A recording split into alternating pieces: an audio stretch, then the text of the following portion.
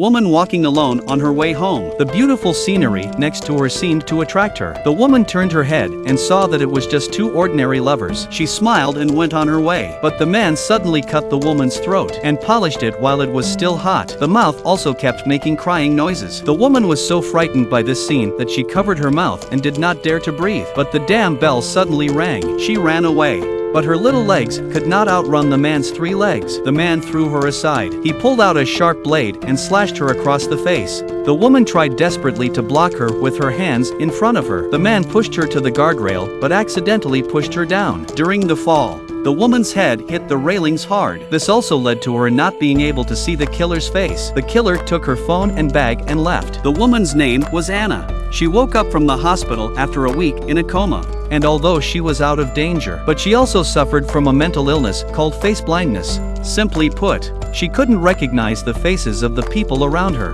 not even her boyfriend and best friend. The police also soon found Anna, hoped to get some clues from her. After all, she was the only one who survived the killer. If we don't catch the killer soon, many more people will be killed. Besides, the killer will not let her go. But for a person who has lost her facial recognition, even if the murderer is standing in front of her, she can't recognize it. In a blink of an eye, the person in front of her will have a new face. The police have arrested a group of criminals. Jack asked Anna to see if she could identify the killer from among them. Anna looked at each of them carefully. She could feel the killer in the mirror, but she still couldn't identify anyone. Sheriff Jack had to look for clues from other angles. When he told his men that Anna's face blindness might be permanent, David actually smiled sarcastically.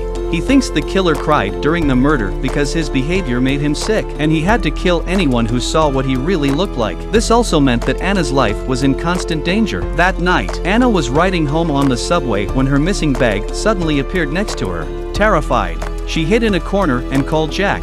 But Jack was working on another case. She had to contact the police officers on the train for protection. She thought the killer might be right next to her. Panicked, she fled to the back of the car and was followed by a man in a white jacket, passing car after car.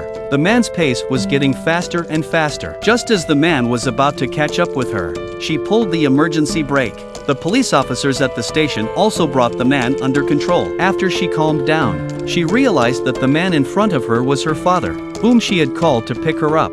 She finally realized the seriousness of the disease, so she went to a psychiatrist to try to find a cure. But what she had was not just a disease, but a lack of inner recognition. Under the tutelage of her therapist, she regained her courage. She learned to use human characteristics to identify herself. She drew the color of her boyfriend's tie on a notebook. In this way, she was able to identify him in a crowd. On the night of Anna's birthday, she goes to a bar with her boyfriend to relax, but then she couldn't find him again. She could only take out her notebook and find her boyfriend next to her by the color of his tie. She immediately hugged him, but a man with the same tie color appeared next to her. That was the real boyfriend. I thought her condition had improved, but she didn't know that she was fooling herself. Even in bed, her boyfriend's face was changing. Her best friend was even envious, so that she could experience the life of a different man every day. But the boyfriend could not stand this anymore and decisively proposed a breakup. The boyfriend just left Anna received a strange call. The killer at the end of the phone constantly provoked. When she reacted,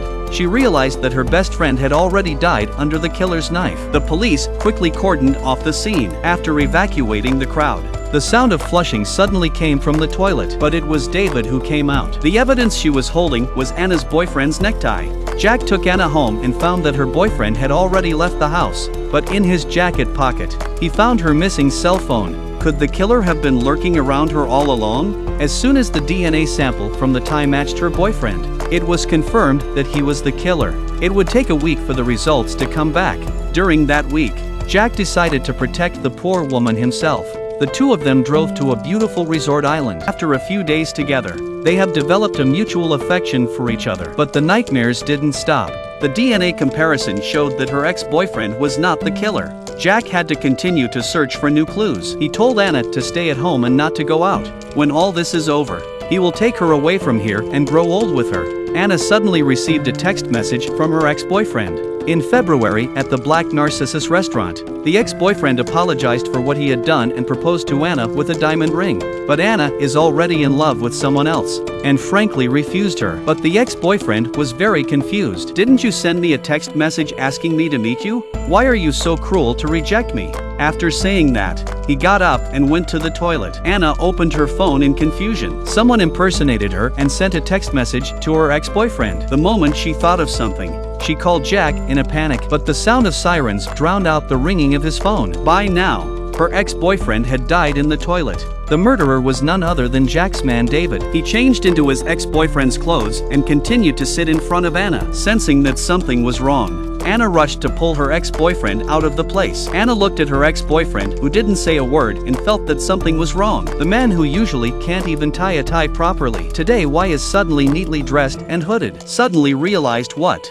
Then took out the pepper spray directly on his face and turned to run away. Jack sighed, heard her message before it dawned on him. David has always had access to all the evidence and can destroy all the evidence. In addition, each time he analyzed the psychological analysis of the killer is particularly thorough. Very reasonable. Anna, running for her life, was called by Jack, turned around and saw that there were two Jack. It turns out that David had prepared for this. He changed into the exact same clothes as Jack to create a false impression. In the standoff, Jack was touched off the gun. David also took the opportunity to give Jack a shot. Anna did not care so much to pick up the gun on the ground and continue to run for his life. David soon caught up with her. He continued to deceive Anna, and just when she was about to be fooled, Jack appeared from behind. He put blood around his mouth to make him look like he did before when he had a beard. David has always been beardless. This feature made Anna wake up instantly and shot David in the body. Jack went forward to bring him to justice, but fell for David's plot. David was shot several times during the struggle and fell dead, and Jack was not spared a large amount of red fluid seeping from the heart. The promise that they would grow old together. With her life is gone.